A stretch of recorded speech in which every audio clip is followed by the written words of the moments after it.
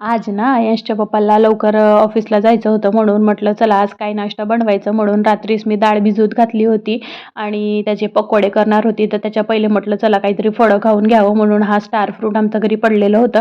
तर म्हटलं चला हाच खाऊन घ्यावा. भरपूर आंबट असतो. हा माझ्या ताईने माझ्यासाठी आणलेला होता आपल्या शेतावरून मस्त. बघा आपली मुगाची डाळ इथे मस्त छान अशी फुललेली आहे. एक नंबर बघा.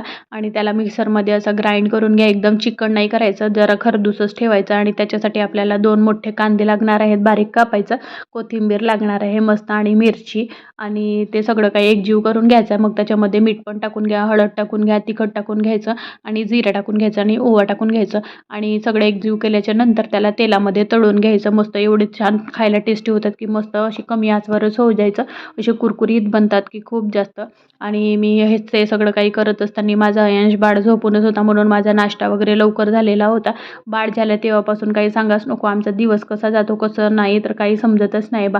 माझे इथे पकोडे झालेले होते. तुम्ही या सगळेच जण खायसाठी. तोपर्यंत मी माझ्या अहोंना नाश्ता देते आणि आवरते आपले सगळेच कामं. भेटूया अशाच आपण दुसऱ्या व्हिडिओमध्ये. तोपर्यंत खात राहा, मस्त राहा. चॅनलवर नवीन असाल तर माझ्या प्लीज सबस्क्राईब करा. तुम्हाला असेच नवनवीन व्हिडिओ बघायला भेटतील. Bye bye. Take care.